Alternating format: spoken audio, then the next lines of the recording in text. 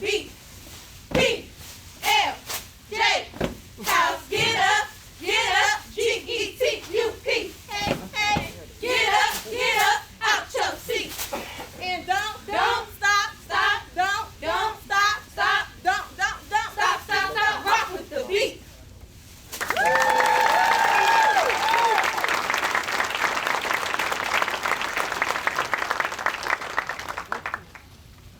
We move so smooth and classy. That's what we do. We keep it smooth and classy.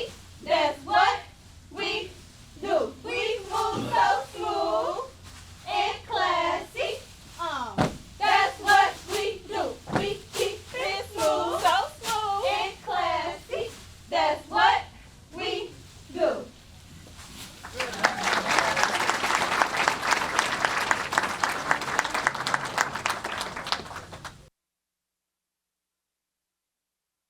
Oh yes, let these Jaguars top notch. That's what we can't be stopped. We got just what it takes to be the best. Oh yes, play these Jaguars top notch. Can't be stopped. To be the best. Oh yes, play these Jaguars top notch.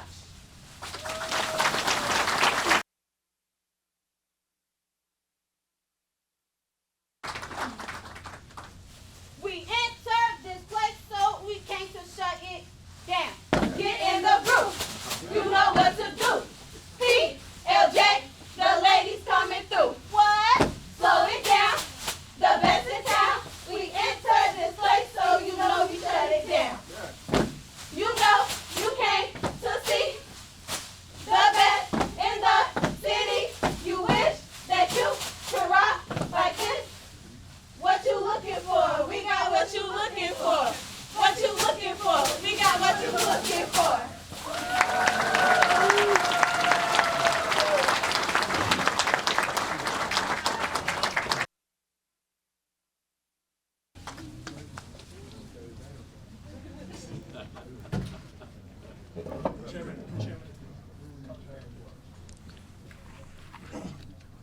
Please rise for the Pledge of Allegiance.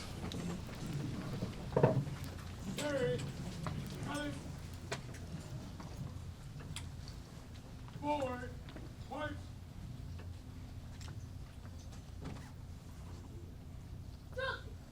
Forward, march. March time. March.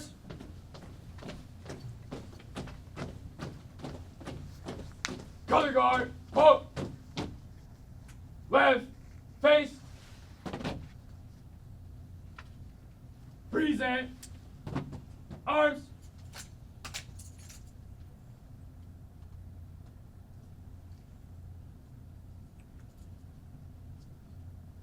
I pledge allegiance to the flag of the United States of America and to the republic for which it stands, one nation, under God, indivisible, with liberty and justice for all.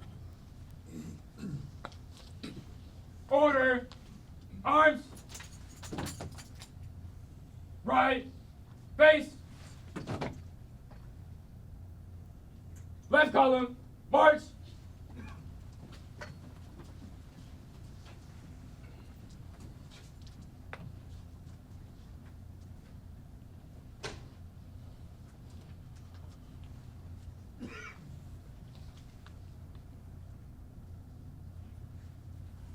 You may be seated. Good morning, everyone. Welcome to CTA's full funding grant agreement signing ceremony for the Red Line extension.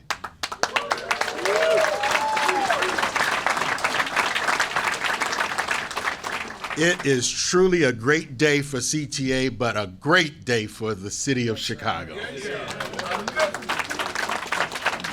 My name is Lester Barclay, and I'm the chairman of the Chicago Transit Board. Before we begin this morning's program, I would like to invite the Reverend Dr. Charlie Dates, pastor of the Salem Baptist Church, to lead us in an opening prayer.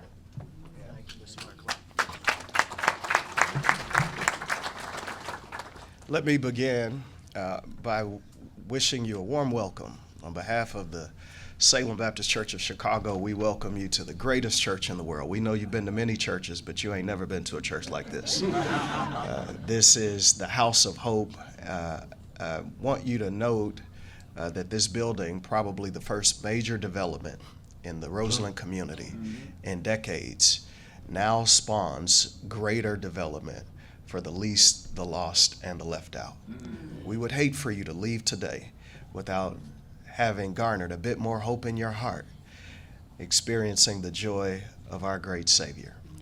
I want to say welcome again and thank you to all of our elected officials and those who serve our city for bringing this historic signing to a house of hope.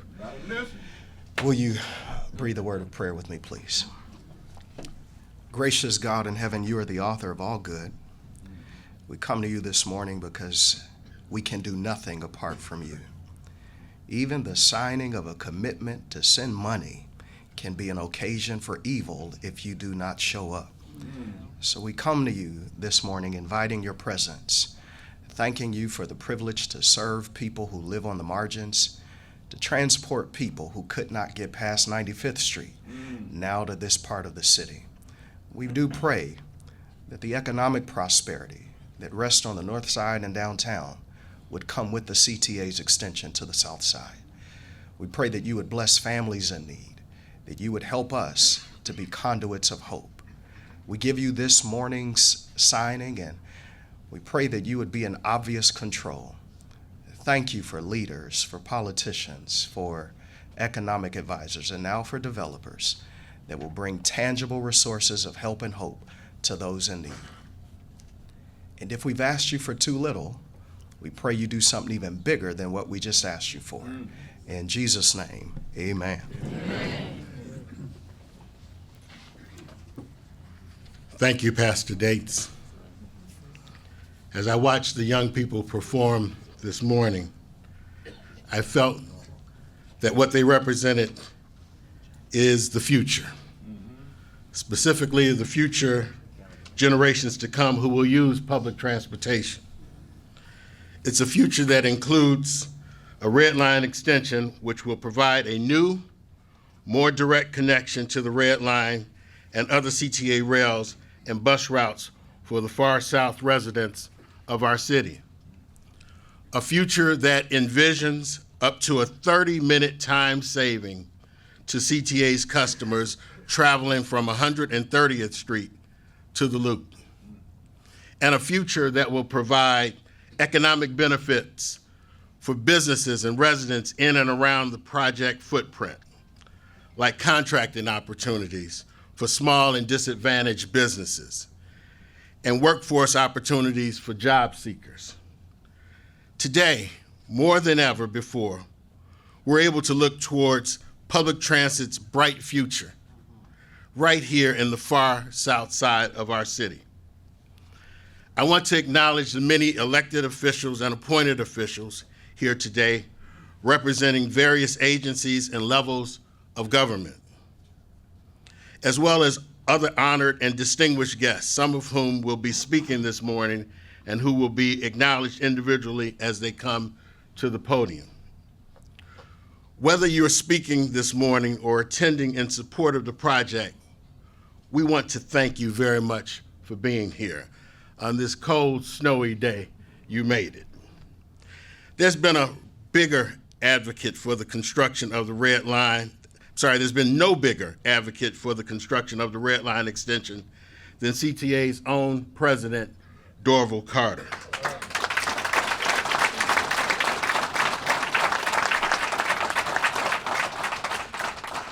As many of you know, President Carter has been clear regarding his belief that achieving true transit equity in Chicago required our agency to commit to extending the red line to 130th Street, and then to work tirelessly to make that a reality. Since 2015, he has led his team with the extension as a top priority and has remained consistent in his pursuit of local, state, and federal funds to make this day possible. To share his thoughts this morning on the Red Line extension, please welcome the president of the Chicago Transit Authority, Dorval Carter Jr.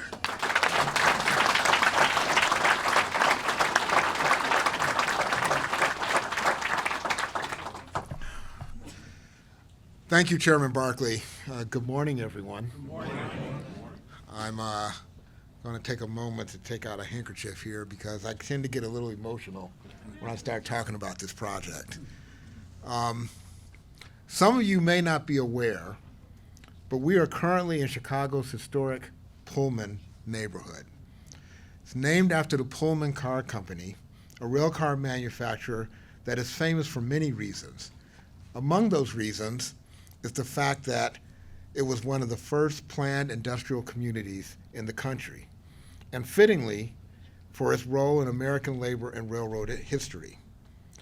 You may have heard of the famed Pullman porters who worked hard aboard trains owned by the Pullman Company and were primarily African American.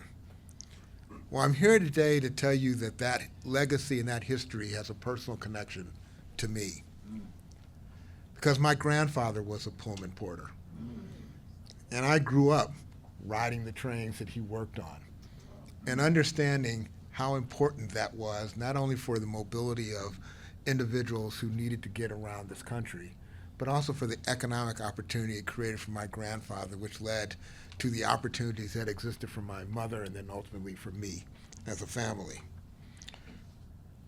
As you know, the Pullman porters cemented their legacy in American civil rights history by organizing and founding the Brotherhood of Sleeping Car Porters in 1925 with civil rights legend A. Philip Randolph. It was the first African American labor union to sign a collective bargaining agreement with a major corporation. They made history that forever changed the railroad industry. And today, we face another historic moment for an unquestionably historic project and a historic commitment of financial support.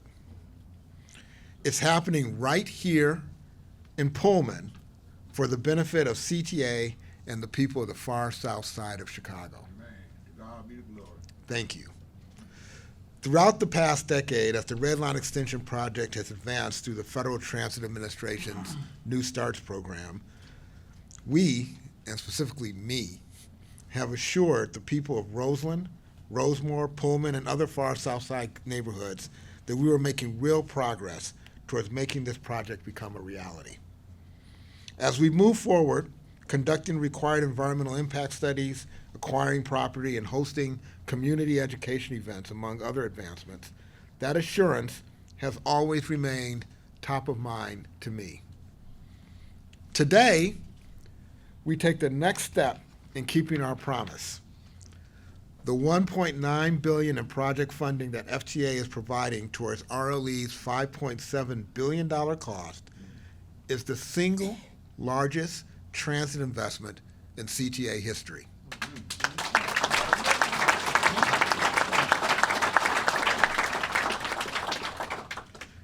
This is also the single most important project that I have worked on during my tenure as CTA president. And as a lifelong Southsider, you can imagine that makes me very proud. But this is about much more than an extension of a rail line. It's about the future of the far south side of Chicago. And it is one of the biggest, boldest equity investments in the history of this great city. The 4 new accessible rail stations, jobs and economic development that this project will generate portend exciting things to come for this area.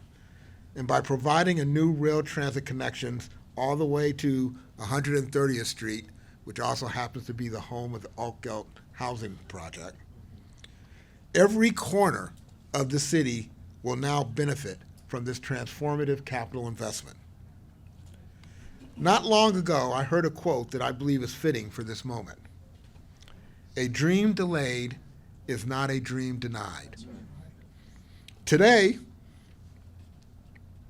after more than 5 decades of unfulfilled promises to build the Red Line extension, and after all the hard work done by our Red Line extension team over the years, and through the buy-in and support from the Illinois Congressional delegation, the Illinois State Legislature, the Chicago City Council, the great mayors of the city, and the far South Side community leaders, as well as all of our other RLE project supporters, that sentiment feels especially appropriate. The dream of Red Line service to Chicago's southern edge, providing these communities with a direct rail connection to the rest of the city, is no longer delayed or denied.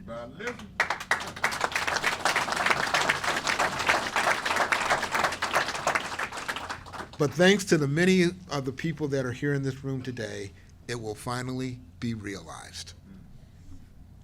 In fact, the promise of the Red Line extension has been memorialized in CTA's newly redesigned system map, which will now clearly show the extension project area and the stations to come. The new map will soon be issued to the public, and at this time, it is my pleasure to unveil it here for the first time.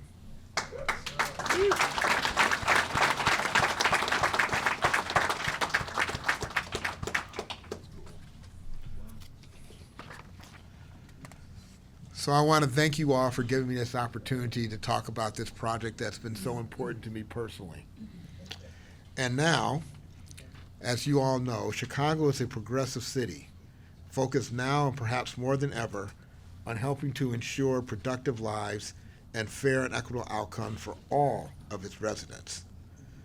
The current leader of the greatest freaking city in America is the embodiment of that sentiment, and it is my great pleasure and honor to invite him to the podium to share his thoughts on this momentous occasion.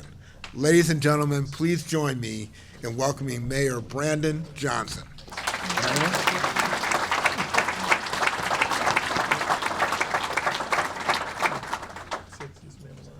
Thank you, President Carter. I was trying my best not to use vulgarity in the house of the Lord, but thank God that we can use the word freaking to describe the city of Chicago. And to President Carter, thank you for your leadership and your commitment to justice. You are absolutely right. It was Dr. King that said that the enemy of labor is the enemy of the Negro, that it's one and the same. So this is very much a civil rights issue, and I think it's actually quite appropriate that we are celebrating this extension as we prepare to honor one of the greatest human beings to ever walk the planet Earth. And I also just want to say for the record, Gator Bradley said, "To God be the glory," and Dorville said, "Thank you." So I didn't know that he was the president and the voice of God. So now that we've gotten that clear, I mean, you should have asked for a raise a long time ago. You know, this extension project that was first proposed by Mayor Richard Daley in 1969, you know, I wasn't born, and I think Dorville Carter was 5 or 6 years old at that time. You know, to see the opportunity come alive is truly a testament to who we are as a city, our resilience. And this project that's been 50 years in the making is finally becoming a reality for the people of Chicago. I'm thrilled and deeply proud that we can come together today to sign and celebrate the $1.97 billion fully funding and this grant agreement that will help fund 5.5 miles of rail.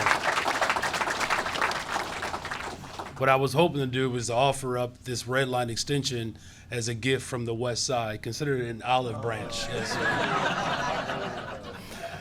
But with the support and funding from the federal government, the state, and local transit TIFs, the CTA, and other sources, we have finally gotten to a point where we're going to be able to construct 4 accessible stations: 95th Street near 103rd Street, 111th Street, Michigan Avenue, 130th Street. There is no excuses now.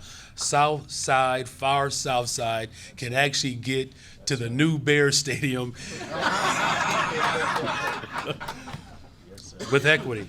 But each of these stations will also include bus, bike, pedestrian, and parking facilities. and everyone can get excited about this. That's the good news. And along with the 4 new stations, we will build a new rail yard, rail facilities that will improve the operational efficiency for the Red Line and the entire CTA system. And let me just thank to all of the women and men who work as bus operators, train operators, flaggers, who keep this city running. Thank you. And for the Southside residents who have been waiting 50 years for this extension, you will finally have direct connection to downtown and all different parts of the community that are along the Red Line. This connection means that far Southside residents have more job opportunities, more educational opportunities, more opportunities to access services and to explore this beloved city. Most importantly, we expect that the Red Line Extension Project will actually create opportunities for new development and investments on the south side of Chicago, as Reverend Dr. Dates has already alluded to. The 4 new stations will serve as an anchor where our city and communities can build equitable transit-oriented developments that deliver affordable housing and economic vibrancy to the residents of the South Side. In fact, it is estimated that the Red Line Extension will catalyze up to $1.7 billion in real estate activity between the years of 29 and 2040 at the end of my time as mayor of the city of Chicago. We also have the potential to create 118,000 square feet of new retail space to construct or rehab over 3,000 units of housing. This, sisters and brothers, is how we reverse decades of disinvestment on the south side of Chicago that will ultimately strengthen our entire city.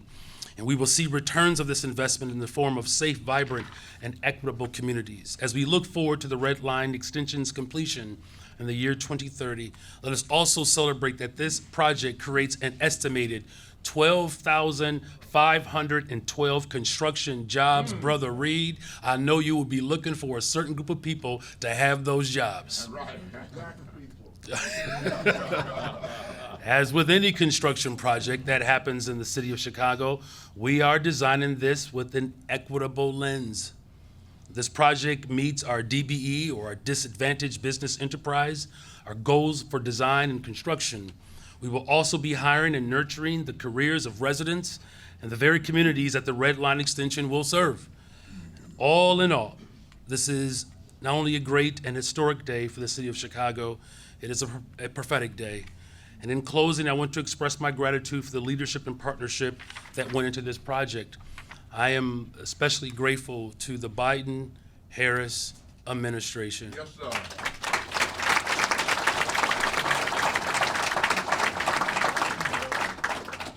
Their incredible support for this project. In fact, the administration actually doubled their previous funding commitment in order to get this job done. I also want to thank our Illinois federal delegation, Senator Durbin and Senator Duckworth and Representative Quigley and Representative Jackson and Representative Robin Kelly. To the entire congressional delegation, thank you all for your steadfastness and your leadership. And of course, our CTA board president and our President Carter and our CEO and the staff who all advocated for this project for a long time. Thank you to our county officials that are here, our former congressman who is here, to all of the work that the people have done to ensure that this project becomes reality. We are grateful to our local alders that are here. Thank you, Alderman Hall, for being here. Thank you to the leadership of Alderman Anthony Bill, Alderman Chico, Alderman Mosley. Let's please give all of these alders our very best. Thank you all. This day would have never been reached without your collaboration and our shared belief in our city. I do look forward to the work that we will continue to do, not just to this project, but projects to come to build a better, stronger, and a much safer Chicago. And with that, it is now my pleasure to introduce FTA Deputy Administrator Vanderpool.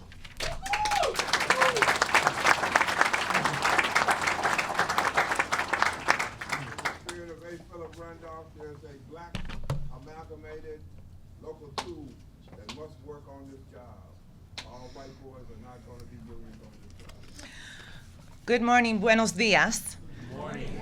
It is my distinct honor to be here representing the Biden-Harris administration in awarding this $1.9 billion grant to this project. I, like many of my fellow speakers, want to start with a long litany of thank yous. But before I do that, I scanned the room when I was seated here, looking to see who was in the room with us today. So you have your elected officials, you have your appointed officials, you have members of the faith community, we have members of the community writ large. I come from the advocacy community in public transportation. I want to see a show of hands for all the advocates that have worked on this project. Thank you. I also want to see a show of hands for all public transit supporters and riders. And that's a trick question, everybody. Everybody's hands should be up. Everyone's hands should be up. We are here today to celebrate a journey from a dream to implementation and execution, because we know not all dreams become reality. And we're here to celebrate this dream becoming reality. I want to thank President Carter for his leadership and his partnership. I have met, in my 18-year career in public transportation, I have met many, many transit presidents, CEOs, and general managers. Some of them are wonderful. Very few are exceptional. And President Carter is one of those exceptional transit leaders. And what makes a transit leader exceptional is the heart that he or she brings to that role. And you have heard President Carter talk about his heart. He expressed his emotion. And it is important to talk about emotion because, yes, this is about infrastructure, but at the end of the day, this is about people's lives. This is about investing in people, investing in communities, and connecting each other to what matters. And we need to bring emotion to that. So I applaud and honor President Carter for his leadership, his partnership, and his work with our team, our very talented team at the Federal Transit Administration. And I'm gonna take the privilege, since this is my last event in this role, to personally acknowledge and thank the team that we have here. So I wanna start with our Executive Director, Matt Welbus. Matt has been at the Federal Transit Administration for quite some time and really has the institutional memory and the heart behind so many of these projects that we advance. I want to thank our regional administrator, Kelly Brookins, and her team. It is our regional teams. We have 10 regional offices across the United States, and our regional administrators lead those teams and develop the community and transit agency relationships to make sure that federal dollars are successfully invested in your communities. You have a lot to thank with this team. I want to acknowledge Paul Kincaid, who often is happy being in the background, but makes sure all of our work is in the foreground at FTA. So I want to acknowledge Paul for all of his work.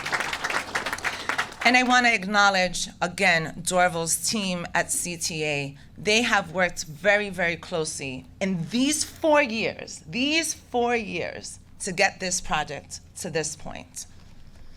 I want to thank our members of Congress here, particularly Senator Durbin, and the entire federal delegation, because without their support for one of the largest, unprecedented historic investment in public transportation, we would not have been able to push this project over the finish line on this schedule. And I want to reiterate again, this is the largest investment ever in public transportation, with $108 billion made possible by the bipartisan infrastructure law. And again, the federal delegation that represents the great state of Illinois, and of course the city of Chicago, are important partners in that, as are local and state partners. The federal government is one partner. We cannot do it without your support and your championship. I also want to thank Mayor Johnson, members of the City Council, and other local officials who have joined us, particularly members of the CTA board. I used to serve on a board in New York, if you have not picked up my accent. So I certainly appreciate the importance of good board members who are champions and steadfast champions of the transit systems that they're serving on the boards of. So I want to thank the many board members that are here today. So as I noted earlier, this is my last official event as acting administrator of the Federal Transit Administration. And we very deliberately and intentionally chose this to be our last event. We have many other actions that we're executing in the next 7 days. So we're still very busy at Federal Transit Administration, but we wanted this to be our last. And I'm gonna take a moment to explain my personal background. So I am born and raised in New York, out of the borough of the Bronx, relied on public transit all of my life. I do not have a car.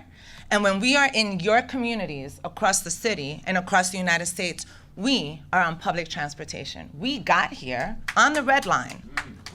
We took it from Jackson, we got off at 95th Street, we saw the new terminal, we drove the alignments. So I could see all the opportunity, the promise, the challenge, and the hope along this corridor. And we are happy to invest in that. Our mission at Federal Transit Administration is to improve America's communities through public transportation. And when we are making those investments, we're on the ground, on your buses, on your subways, on your metros, on your ferries, in your van pools. Because we want to see our investment. So we walk and talk the talk. It's also very important for me to be here and make this my last. The Bronx is a community that is often economically challenged, for decades had also been economically disinvested in, is a borough with a majority immigrant population, people of color, and low socioeconomic status. So I understand the importance of public transportation. So it's important for me to make this one of my final actions, to celebrate again the opportunities that we're all investing in together. When President Biden came into office, he focused on fighting the climate crisis, creating equity in our communities, and rebuilding our economy. And this project does all three of those things.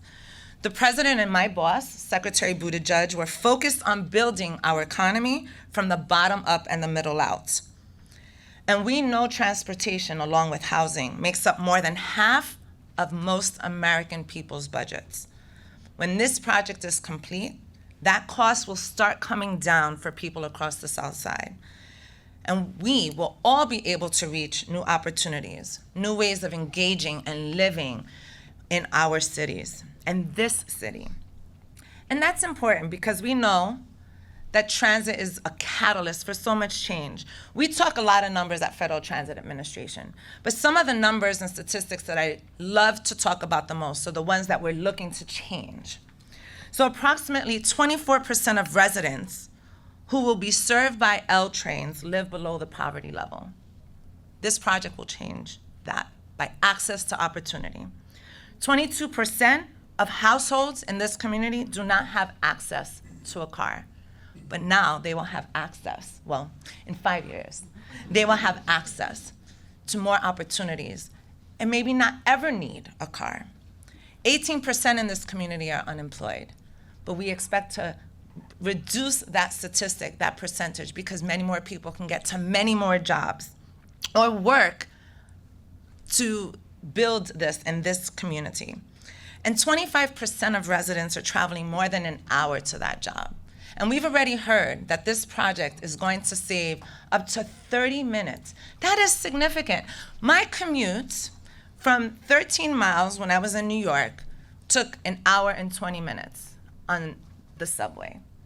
So shaving those 30 minutes off my commute would have been fantastic. So I certainly appreciate the transformational nature of that time savings. So the president always quotes his dad. He says, "Don't tell me your priorities, show me your budget, and I'll see your priorities." $1.97 billion invested. This is a priority project for this administration. And to the residents of the far South Side, I want to say that you are a priority. You are a priority. We have made this a priority. Again, in these 4 years, we've made this project a priority. And that's why I'm very happy to sign this grant to fund the largest single transit project in CTA history. We've heard some of the numbers already. We heard Mayor Johnson cite some of them about the construction jobs and the new ridership, but I want to put that in context. This means more time around the table. This means more time at your community board. This means more time hanging out with your friends. This means more time connecting to all the services that we all rely on and need. These are improvements in people's everyday lives. These numbers are big, but at the end of the day, this is about making people have more convenient and equitable access to connections throughout this city. So in my role, I talk to many, many, many people around the country, and you've already heard me say, we are on your subways, buses, ferries, metros, in your van pools. And I love engaging and understanding why projects matter to people and asking people, why do you like this? Why don't you like this? I actually know the transit CEO. I can take that message back. And it gives me great pride to be here and to see the transformational change ahead. You know, I've been in a lot of communities. I was just recently in Utah. I was in Oklahoma. I was in Texas not too long ago. And you'll be surprised that these are states, and we were in communities where transit demand is very strong. But then you come to our cities, and you understand that transit demand is very strong also. So as I close, I want to say that for more than 100 years, the rhythm of Chicago has been the clack-clack of a train passing by an open window. And it's hard to imagine what Chicago would be like without the L. New York City's subway system is the same, right? We are legacy systems. It's hard to imagine what New York City would be without public transportation. But we don't need to think about that because we continue to make the investment. So thank you all for being champions, for being advocates, for being supporters, because these projects don't come to fruition without everyone's championship behind it, and with really good leaders and a vision and a dream. Thank you.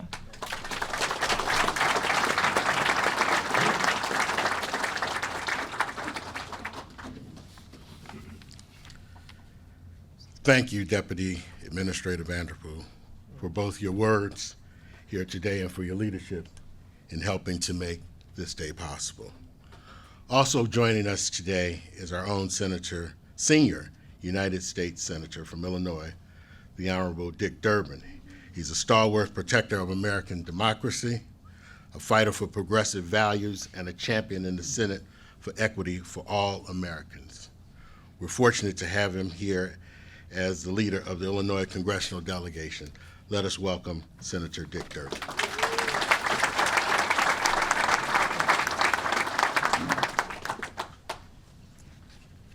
In 1969, the Dan Ryan branch opened of the Red Line, and the first politician stood up and said, we're going to complete this to 130th Street real soon. Real soon. That was 50 years ago. For 50 years, politicians have been promising this day. I was not one of those politicians. I've been promising for only 28 years that I would bring this day to Chicago. It's a joy to be here. And it's a moment in history. Today is January 10th. Under the Constitution, on January 20th, there'll be a big change in Washington. There'll be an inauguration and a new president. And President Joe Biden, my friend, my fellow senator, will step down from his administration, and a new president will step up. You never know about change. Might be good, maybe it won't. Who knows? You just don't know. And that's why we're meeting today. We want to make sure that whatever the change may be, the Red Line will finally be finished at 130th Street.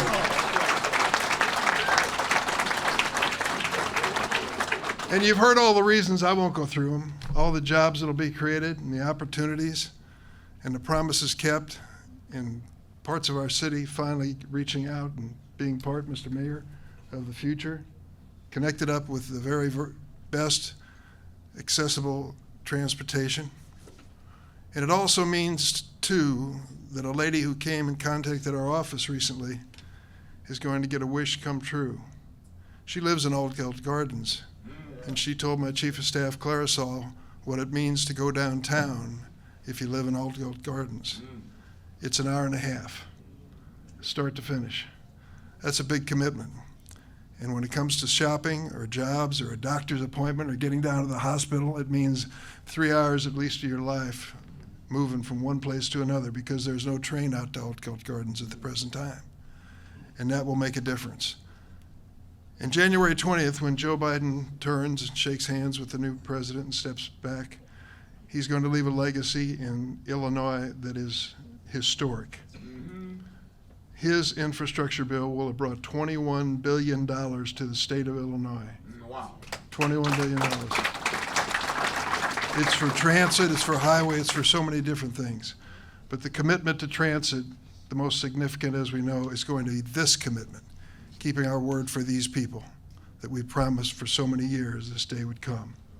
Now that map over there is an amazing story that I want everybody to take a look at when the next person I introduce finally steps away and lets us see the rest of the map. Robin Kelly is a congresswoman for this district. She's a dear friend of mine. She's an effective congressman, as are the others who've joined with us today. And I want her to come up now and say a few words about her efforts on this project.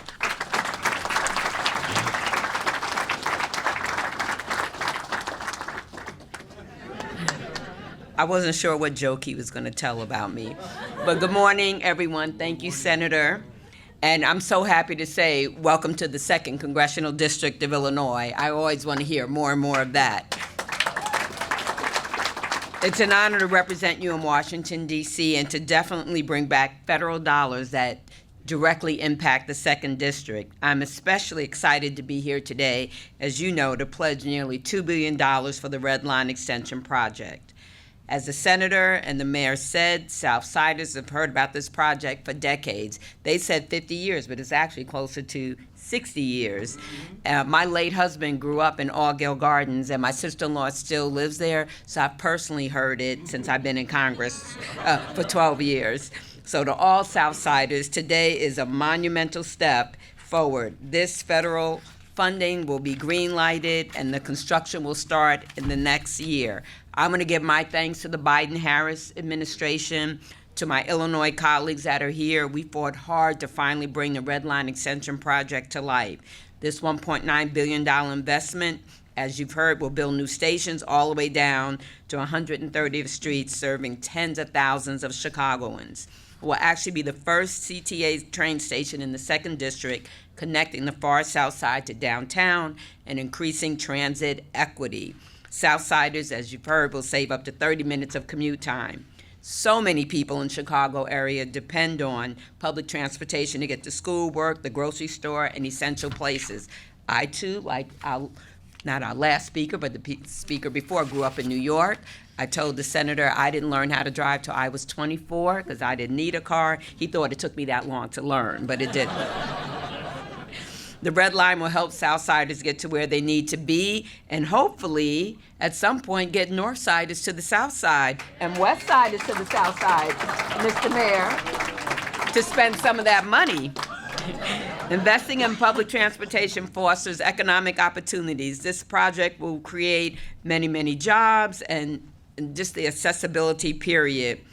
Lives will be transformed. And when we invest in our public transportation, we do invest in our communities. So I want to thank Kirk Dillard, I want to thank President Carter and your board, and thank the FTA. And I'm so excited to see what happens next, because Pullman happened, it became a national park. Now this is happening, there's good things happening.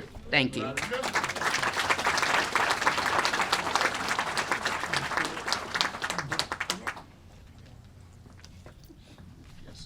Good afternoon. Good morning. My name is Congressman Jonathan Jackson. I'd like to thank my dear colleague from the 2nd Congressional District that is making great things happen. Please give another round of applause for Congresswoman Kelly.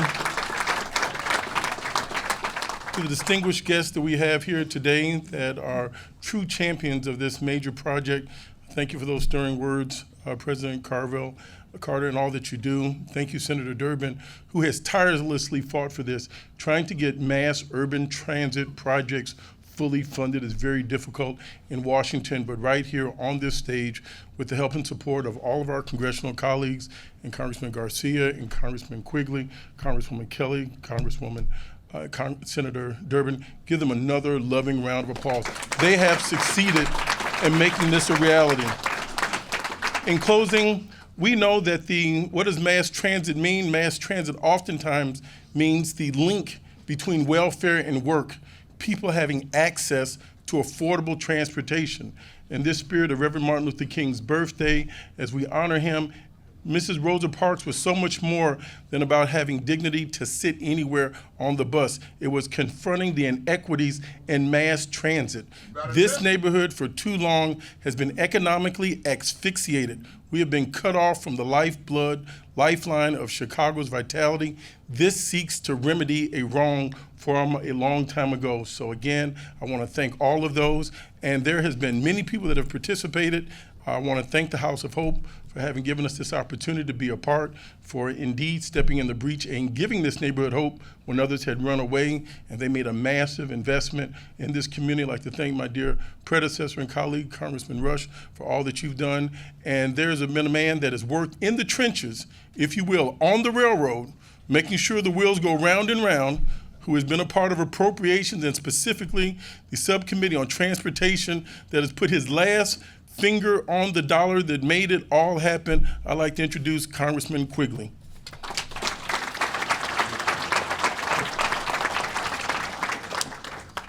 I want to thank Representative Jackson, who is doing great work and has an extraordinarily bright future as well.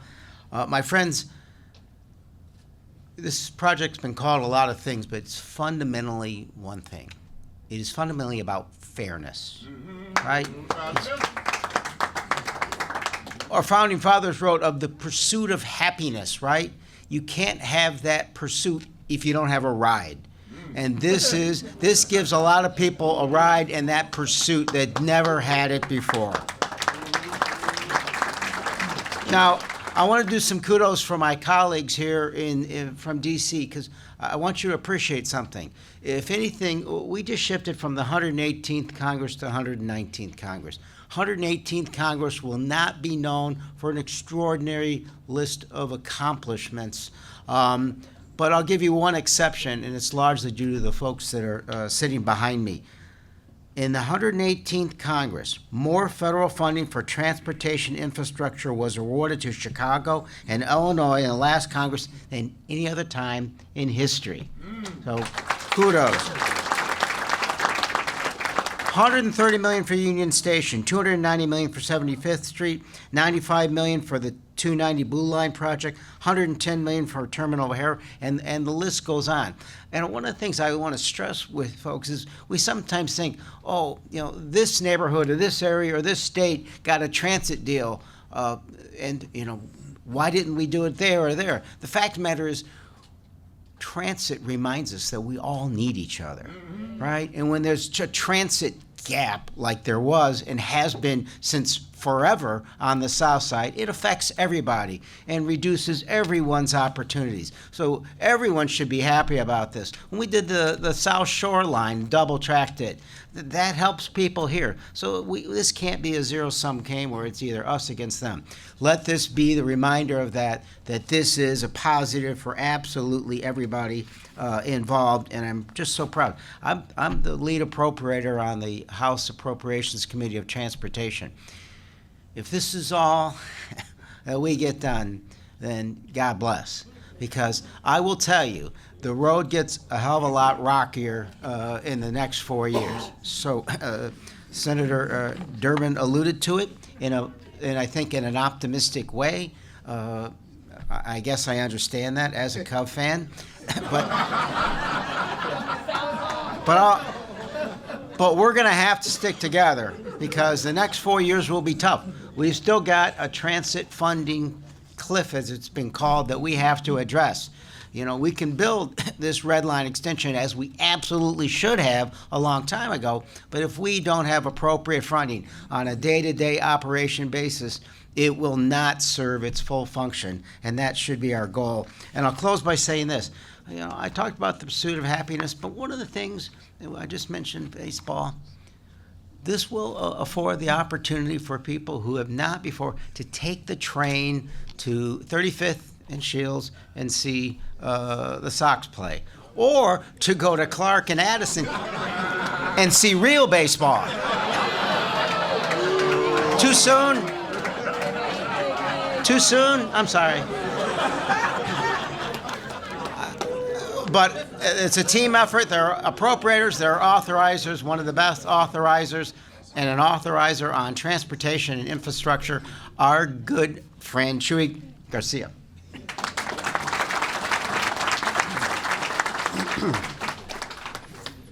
Good afternoon, everyone. I am delighted to be here today to congratulate the CTA board, Mr. Chairman, of course, Dorval Carter, and all of the system members of the CTA, everyone who makes it happen. I was in 8th grade in the Pilsen community when this project was announced. Since then, I've had the chance to go to University of Illinois, get a master's degree in urban planning, where I learned about redlining, racism, discrimination, and how communities have become disinvested in. This project will help overcome those things in the past. It is a pathway to equitable development. It will help all the neighborhoods along the way, and I'm excited for the city council representatives, state legislators who are here as well, but most importantly, the community residents of Chicago's South Side.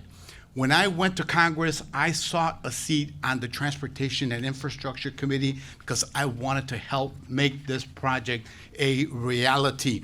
Working with the Biden administration, I am so happy to say that we have delivered for these communities, for Chicago and Illinois as well. Very proud as a graduate of the University of Illinois, a public school.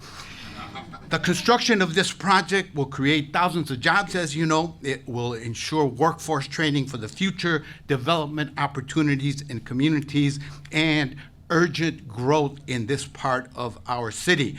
One of my goals was to make this happen because reliable public transportation is a matter of justice, and thanks to the bipartisan infrastructure law and the relentless advocacy of our congressional delegation, the funding for this project finally comes to Chicago, and it is now signed. Now we just have to deliver equitably if Eddie Reed has his way. So today is a day to celebrate, and I look forward to celebrating when construction begins and upon its completion.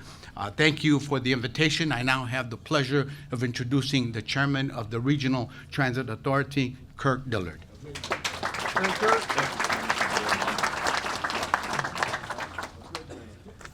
Thank you. Congratulations, Chicago. This is a wonderful, wonderful day. I want to thank the congressional delegation, and let me tell you firsthand, we have a great congressional delegation led by Senator Durbin, Mike Quigley, Chuy Garcia, all of you. I can't tell you enough how much we appreciate what you do in the trenches every day for us. Congratulations and thank you to the federal officials that are here. And this, Pastor, is not my first visit to the House of Hope. I served with its founding pastor, James Meeks, and took a civil justice trip to the southern civil rights sites with this church a few years ago. I believe today is a civil rights issue. I never go anywhere without saying that mass transit is the great economic equalizer of our city. And today, this is a great economic equalizer for Chicago. What I hope you all take from today is what I'm feeling, and I feel every day. But I want to be extra enthusiastic and work extra hard to find sustainable transit funding, especially in Springfield, but also continued in the federal vein like we are today. When Dorval, and congratulations, Dorval, called me and said we need a last little piece of financing, authorization from the RTA board. I was proud to and enthused to shepherd that through. I see one of my fellow board members, Tom Koterick, and the RTA has enthusiastically backed this project from at least the day I got there. I want to say congratulations again to everybody in this room, and last but not least, Mayor Johnson. I do go to West Side churches. I had the honor of actually speaking and eulogizing the late Nancy Jefferson, a great West Side religious leader. So I get to the West Side too, Mayor, and Dorval, get him his blue line improvements too. Dorval, congratulations, my friend. You've been on me with Lester Barkley since day one on this. Last but not least, like I say, transit is the great economic equalizer in every presentation I give. I always close with, hey, remember, where transit goes, the community and economic development grows. Congratulations, Chicago.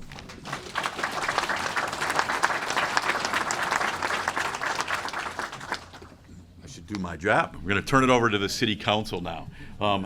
Alderman Anthony Beal, a great cheerleader for this project and all projects transit-wise, but also for his beloved city of Chicago. Alderman.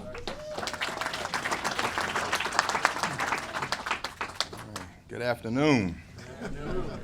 Allow me to take a deep breath. A deep breath. Because there's nobody in this room that has lived this project more than me. I was 2 years old, living in the same house I was born and raised in today when the promise was made to my community about the Red Line extension. Grew up talking about it, my parents talked about it, and nothing ever happened. But I'm gonna tell you, in 1998, going into 1999, we had a movement out of this church on 118th in Indiana that was led by Reverend James T. Meeks that says we're gonna take our community back and we're gonna make a difference. And at that particular time, he helped elect me in 1999 to lead this 9th Ward. And since then, we have created over $2 billion of public-private investment in this community. Over 2,000 jobs, got rid of the food desert, brought recreation to our community. And so when I tell you that this really hits home to me, there's no greater feeling than to see this day come for the Red Line extension to go to 130th.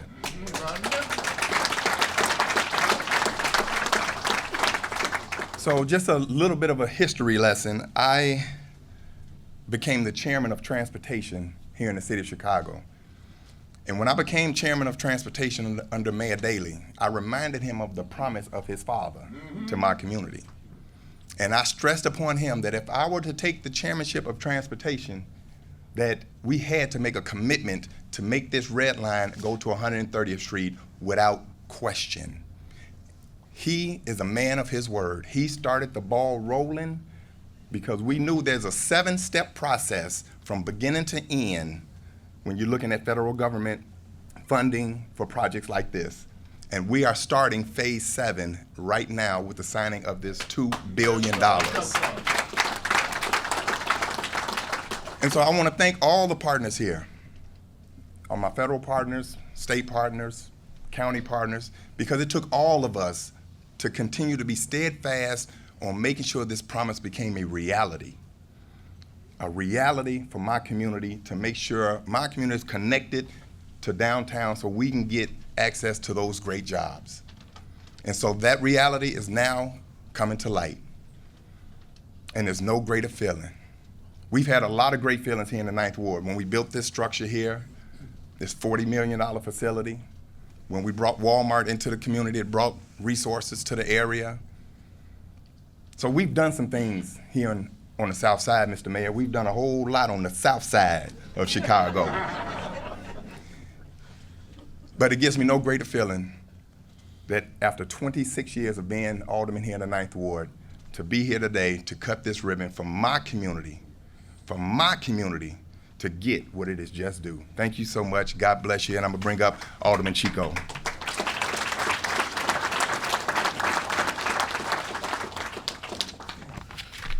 Thank you. And thank you, Alderman Beal, for your over 2 decades of work on this. It is truly noted. And to all the other stakeholders, including President Carter and Mayor Johnson, thank you for your work to deliver this historic project.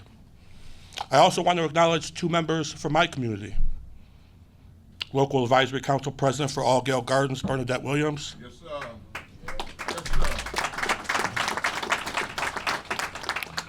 And Cheryl Johnson, Executive Director for People for Community Recovery.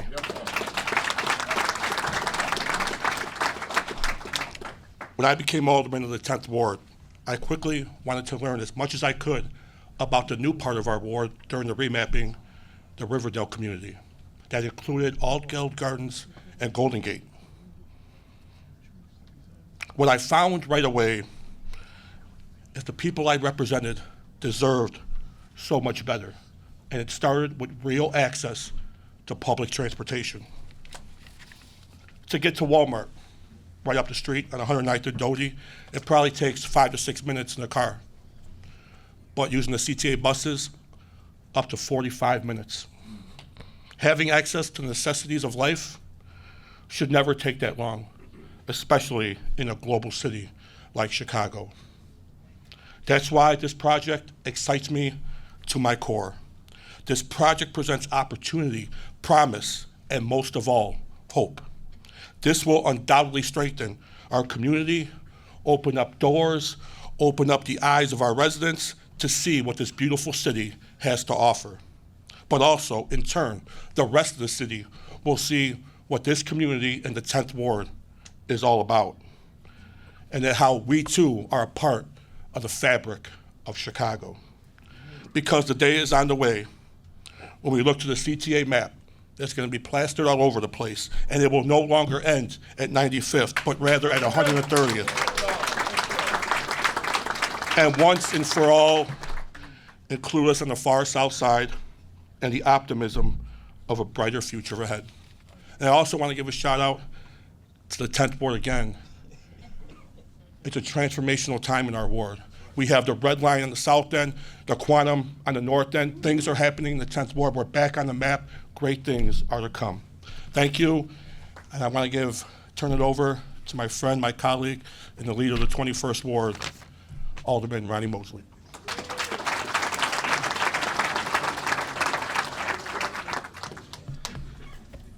You know, for far too long, the communities of the far south side of Chicago have waited.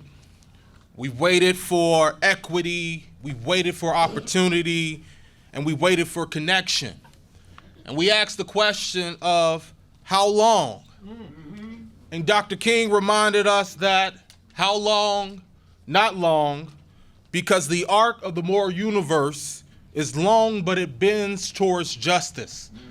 Ladies and gentlemen, this investment is justice in motion. And with the new stations at 103rd and 111th, this extension will connect residents of the 21st Ward to jobs, to schools, and essential services. It's going to transform lives and open doors that have remained shut for far too long. This is more than just transportation.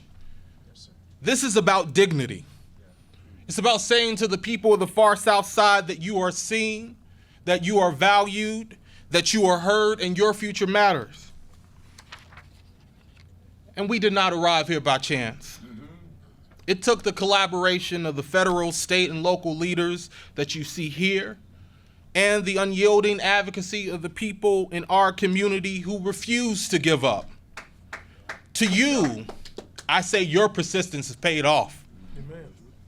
And so as we look towards 2030, when this project will be complete, let us not lose sight of the broader vision, that this is a step towards repairing the historical inequities, a commitment to building a Chicago where every resident, regardless of zip code, can thrive. And that means, Ed Reed, strong participation in building these extensions, mirroring the same levels of use. And we are on our way to that. So Chicago and the leaders here, thank you. Thank you, And with that, I'll welcome Phil Washington.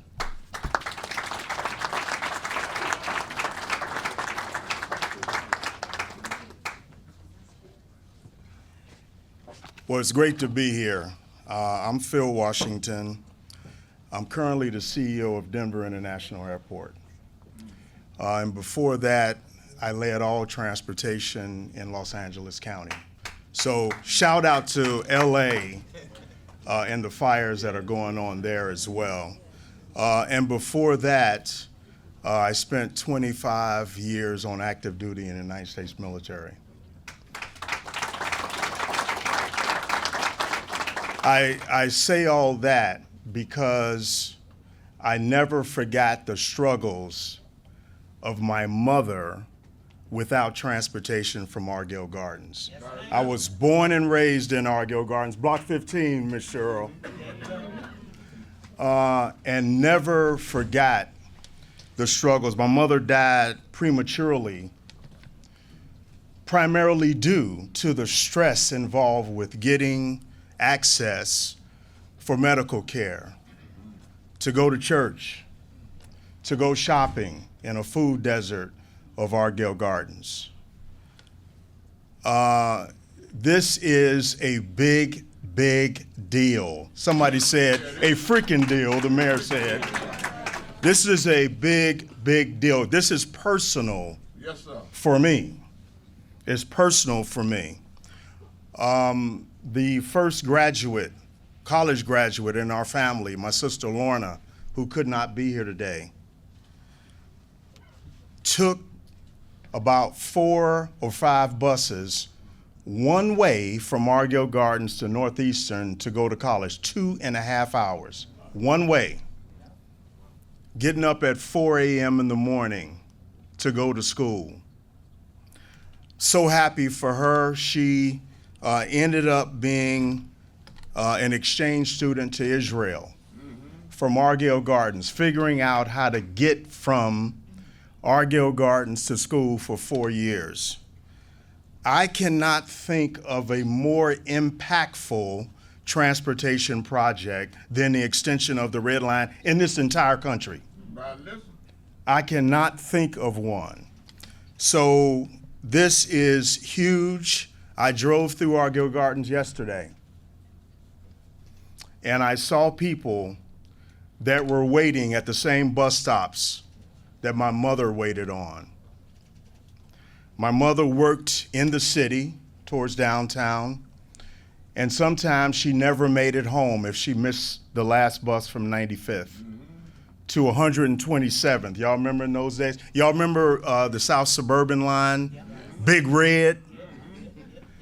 Sometimes she did not make it home and had to stay in the city. So this is so personal that I had to fly in from Denver to support my brother Dorval.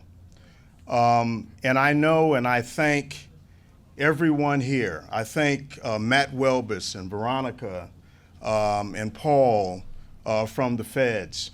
I thank the senators, senior senator and the mayor and the members of Congress. But let me just, and the aldermen, but it took someone to bring it all together.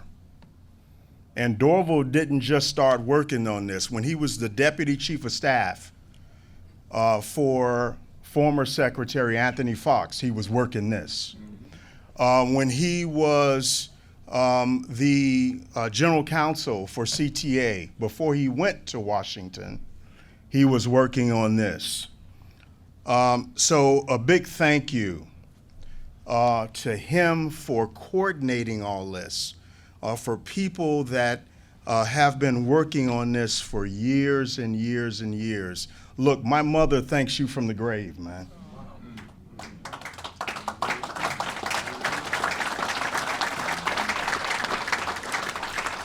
At least 2 generations, at least 2, and scores of generations in the future thank you and thank everyone that was involved in this. The access, we can have people go to school and medical care. There is nothing, I think, that affects people more than transportation. Maybe healthcare,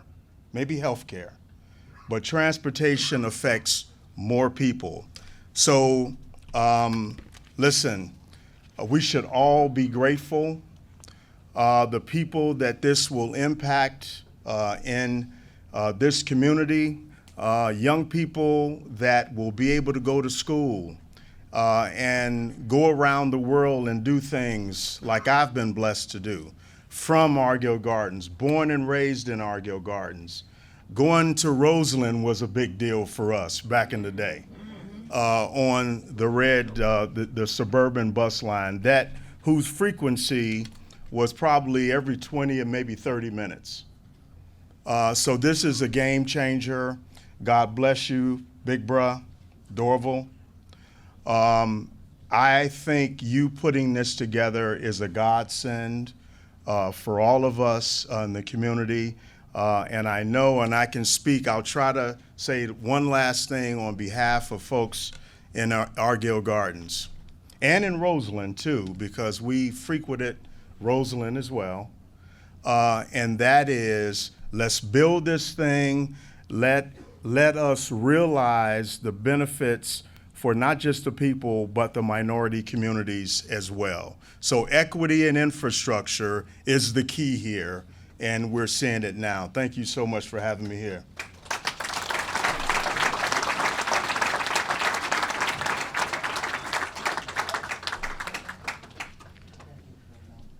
Thank you, everyone, for sharing your thoughts with us this morning. At this time, I would like to invite Deputy Administrator Vanderpool, Mayor Johnson, the Illinois Congressional Delegation, and President Carter to join us for the ceremonial signing of the Red Line Extension Full Funding Grant Agreement.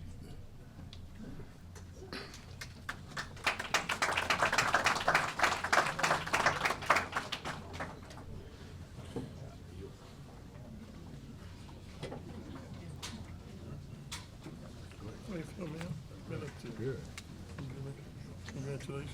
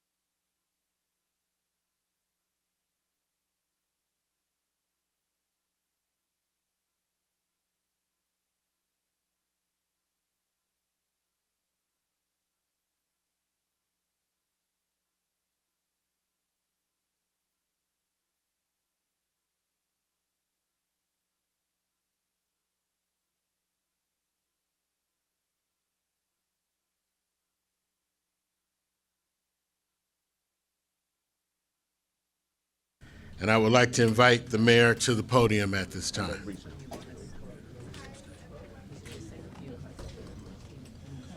Can we hear me? My name is Nefsa Hyatt. I'm the mayor's deputy press secretary. For all members of the press who have questions, I ask that you come to the end of this row. We want to be respectful of everyone's time, so one question, one follow-up, please.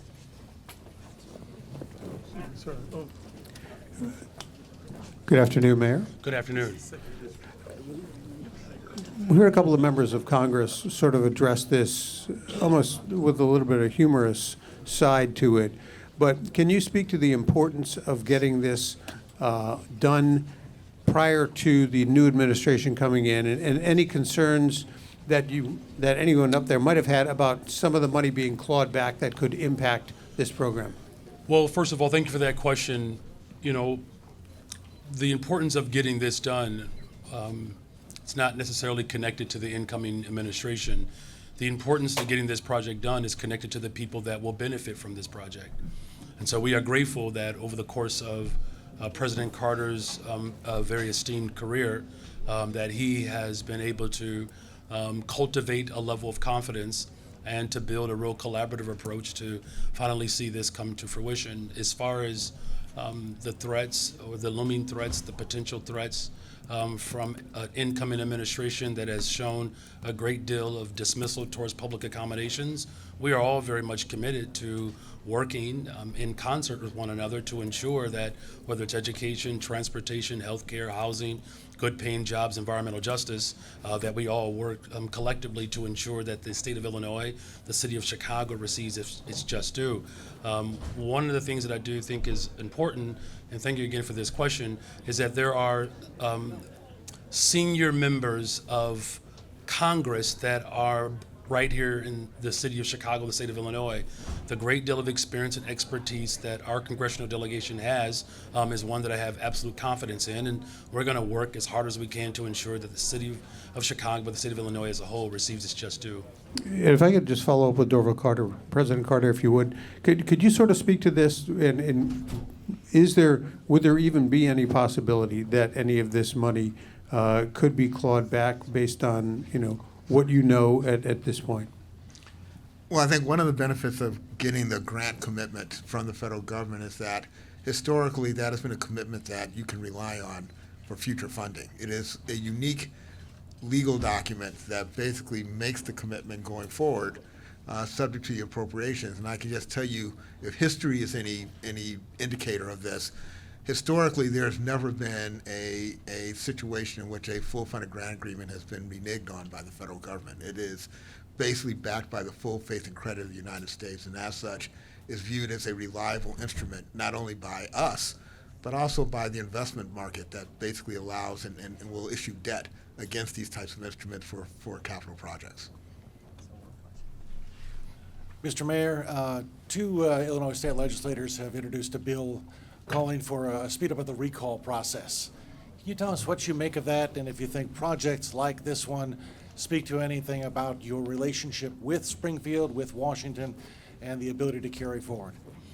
Well, look, as far as, people introducing legislation, that's their job to do that. I remember when I first started working for State Senator Don Harmon, there was a piece of legislation to declare popcorn to be the state snack. It won, by the way, and it passed unanimously. Look, I know one of the individuals. He's a true champion, a West Sider, Representative LaShawn Ford. Grateful for his leadership in Springfield that allowed us to continue a conversation in the 104th General Assembly to have substantive conversations around how the city of Chicago can participate as a whole in all discussions. As far as my relationships, again, my first job, my political start was with State Senator Don Harmon. In fact, I met Robin Kelly when she was a state rep because I was the chief of staff to State Representative, former Alderperson Deborah Graham. Senator Collins and I were on the front line along Michigan Avenue protesting against the Emanuel administration for covering up the video of the brutal killing of Laquan McDonald. Speaker Welch and I supported Speaker Welch when he was running for state rep, and the other speaker went with the other guy. So those relationships go further than my time as mayor. We've watched our children grow up together, and I'm looking forward to the continued work that we will do.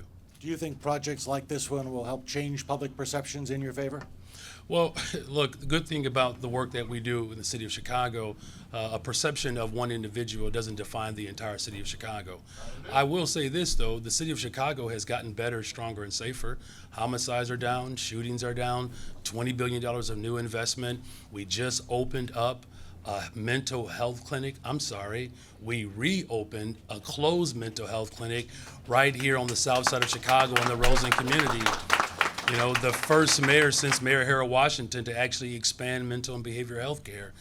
Those are the things that I believe the voters are paying attention to, and the thousands of jobs that will be the result and the manifestation of this project.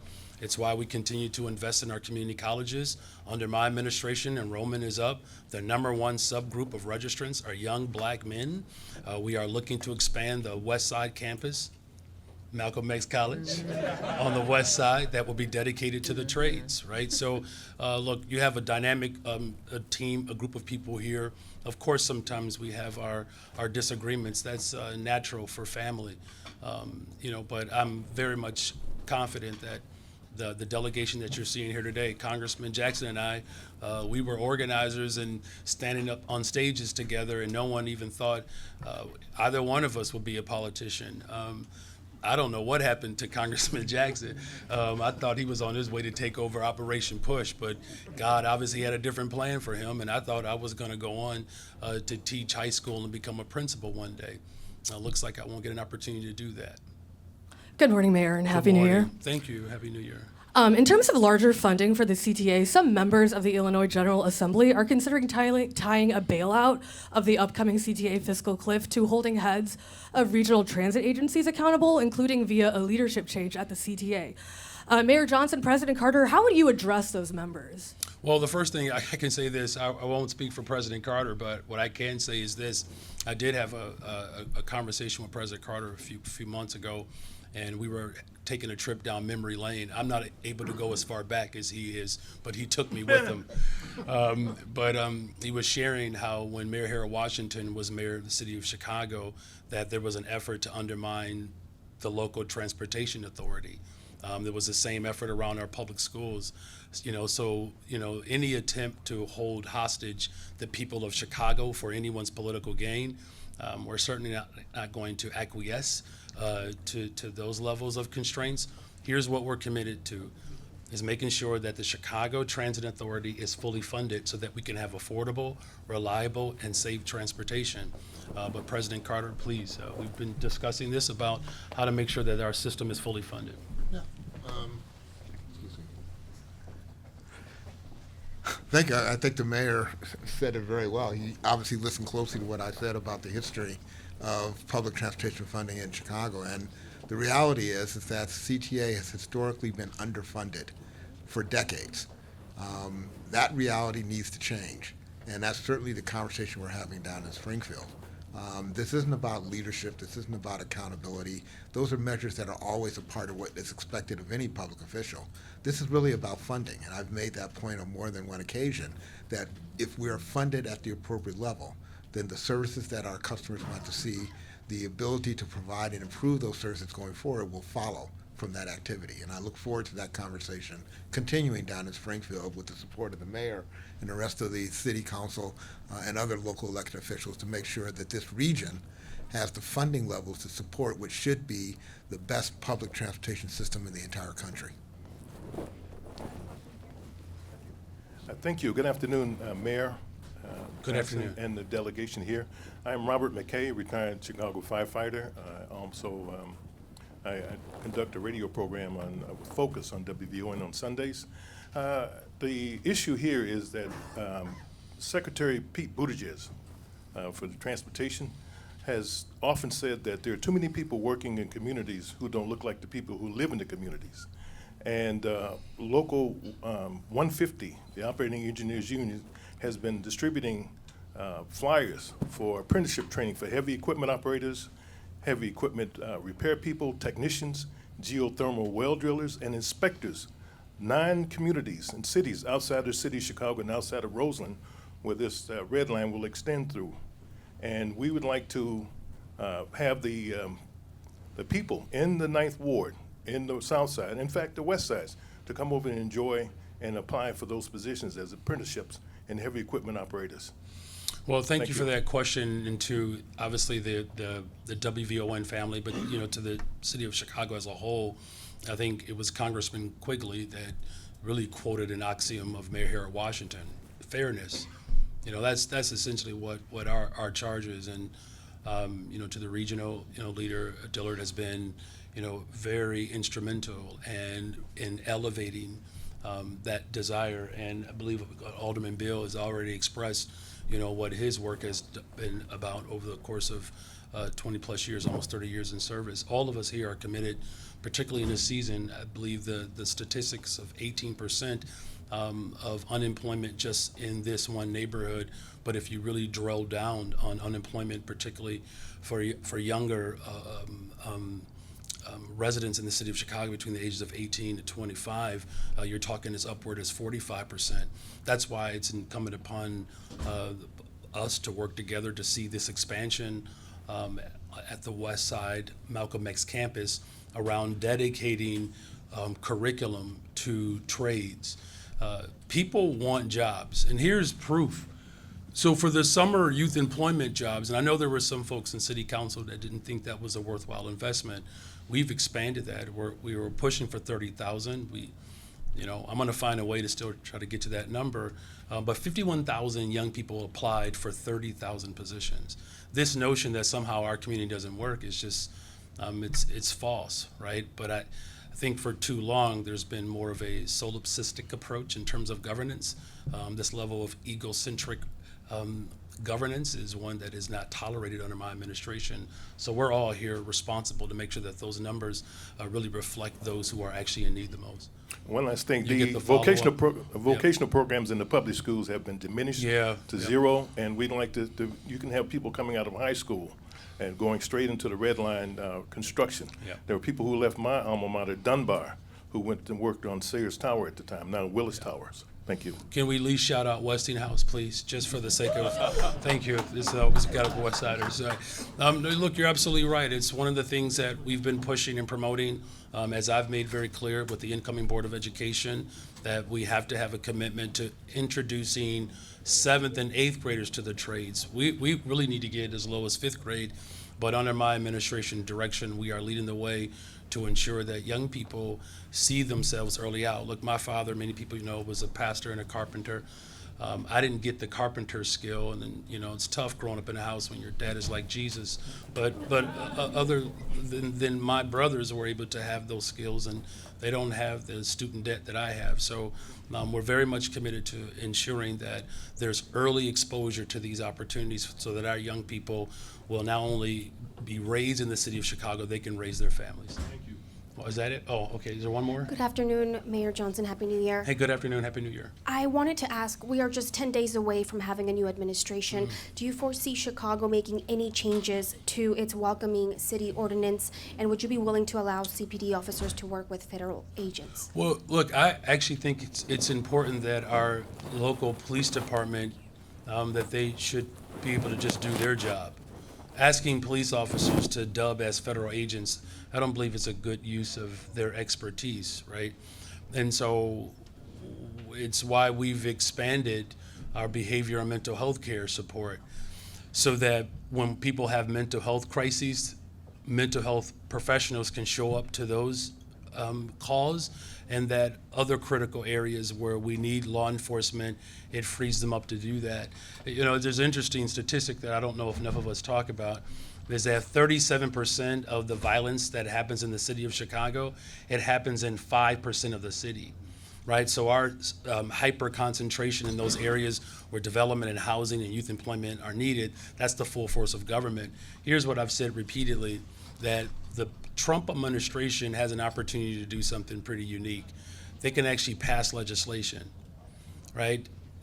The president-elect has control over the Senate and the House, as well as the judicial branch of government.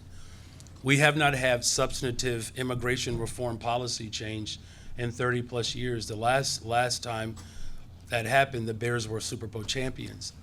there's an opportunity for him to do that. What I've said repeatedly is that we are going to protect the residents of the city of Chicago as it relates to education, transportation, housing, healthcare, and of course, we're going to protect those individuals who are coming to this country who want a better opportunity. I guess the last point is this. There are families that are here who sought asylum. I just think it's important that we actually educate the public on this. If you are seeking asylum, you have international and national protection. That is not an illegal status. And here's how we know, is because there are 30,000 Ukrainians here, and no one mentions the fact that 30,000 Ukrainians are in the city of Chicago, and no one said a mumbly word.